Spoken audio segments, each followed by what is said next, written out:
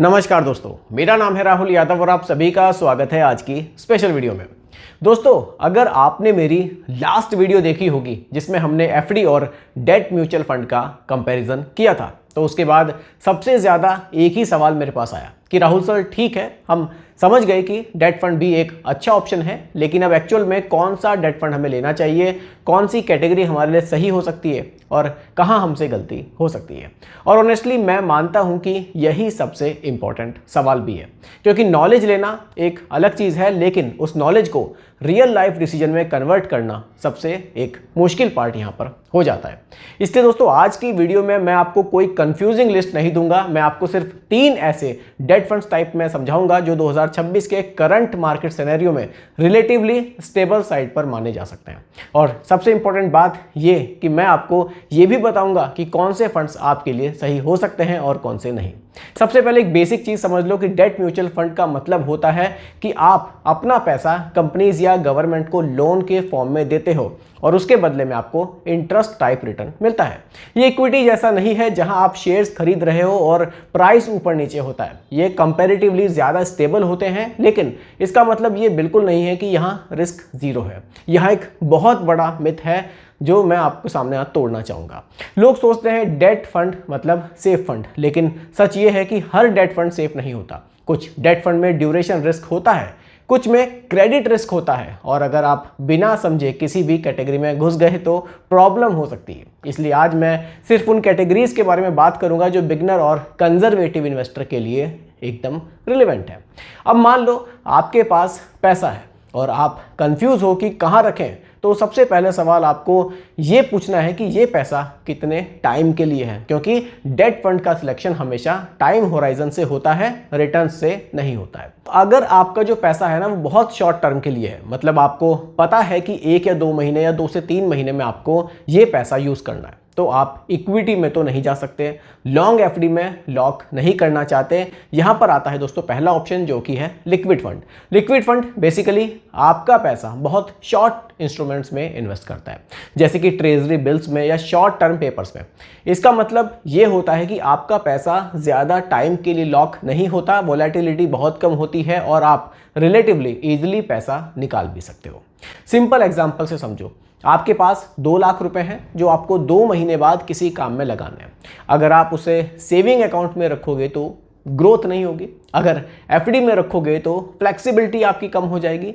तो ऐसी सिचुएशन में लिक्विड फंड एक स्मार्ट पार्किंग ऑप्शन यहाँ पर आपके लिए हो सकता है। लेकिन दोस्तों, यहाँ एक चीज़ आपको याद रखनी है, लिक्विड फंड से आपको हाई रिटर्न्स एक्सपेक्ट नहीं करने हैं। ये वेल्थ क्रिएशन टूल नहीं है, ये एक पार्किंग टूल है।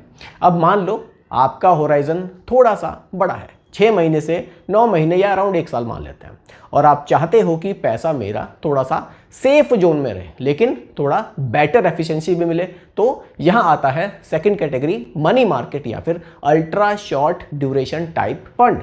ये फंड्स लिक्विड फंड से एक स्टेप आगे होते हैं। ये थोड़ा सा लॉन्गर ड्यूरेशन के इंस्ट्रूमेंट्स में इन्वेस्ट करते हैं, लेकिन फिर भी ओवरऑल रिस्क यहाँ पर कंट्रोल्ड ही आपको देखने को मिलता है। ये कैटेगरी दोस्तों उन लोगों के लिए यूजफुल हो सकती है जो बोलते हैं कि मुझे शॉर्ट टर्म के लिए पैसा पार्क करना है, लेकिन मैं सेविंग्स अकाउंट या फिर बेसिक एफडी से थोड़ा सा बेटर स्ट्रक्चर एक्सप्लोर करना चाहता हूँ। एग्जाम्पल से समझिए, आपको पता है कि आपको 8 से 10 महीने तक पैसा यूज नहीं करना। आप चाहते हो कि पैसा आइडल भी ना रहे और रिस्क भी ज़्यादा ना हो, तो ये कैटेगरी आपके काम आ सकती है। लेकिन यहाँ भी वही रूल, ब्लाइंडली हाईएस्ट रिटर्न वाले फंड के पीछे आपको नहीं भागना है। फंड की कैटेगरी और क्वालिटी को समझना ज़्यादा इंपॉर्टेंट है।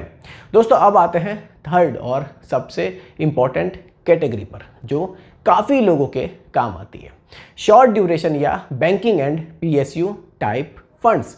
देखिए, अगर आपका होराइजन 1 साल से लेकर 3 साल तक है और आप इक्विटी जैसे रिस्क नहीं लेना चाहते, लेकिन पैसा एफडी में लॉक भी नहीं करना चाहते, तो ये कैटेगरी आपके लिए रिलेवेंट हो सकती है। बैंकिंग एंड पीएसयू कैटेगरी का एक एडवांटेज ये होता है कि ये जनरली हाई क्वालिटी बोरोवर्स में इन्वेस्ट करती है, जिससे कंजर्वेटिव इन्वेस्टर को थोड़ा सा कॉन्फिडेंस यहाँ पर मिलता है। देखिए, शॉर्ट ड्यूरेशन का मतलब ये होता है कि आप बहुत लॉन्ग मैच्योरिटी बॉन्ड्स में नहीं जा रहे। जिससे इंटरेस्ट रेट का इम्पैक्ट रिलेटिवली कंट्रोल्ड रहता है।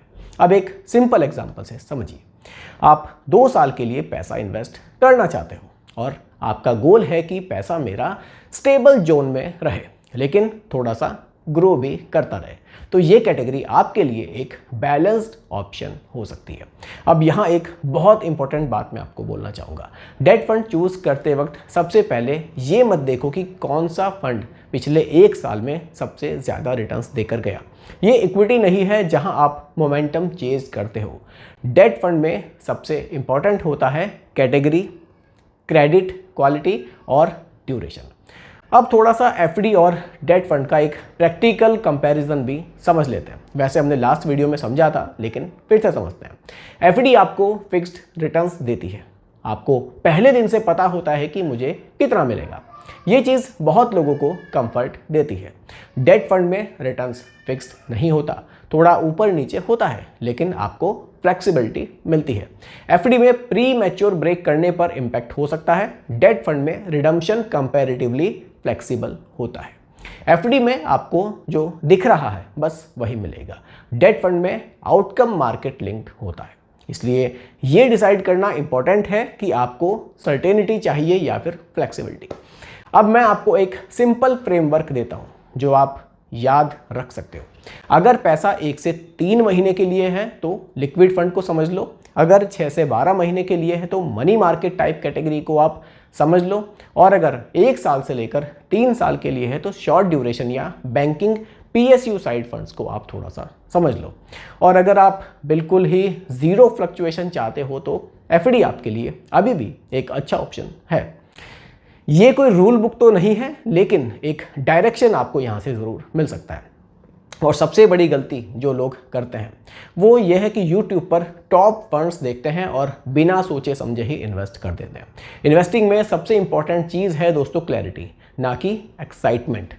तो दोस्तों अगर आप मुझसे पूछोगे 2026 में इन्वेस्टर के लिए कौन से 3 डेट फंड्स टाइप सबसे पहले हमें समझने चाहिए, तो मेरा आंसर एकदम सिंपल मिलेगा, liquid funds, money market type funds और banking and PSU type funds.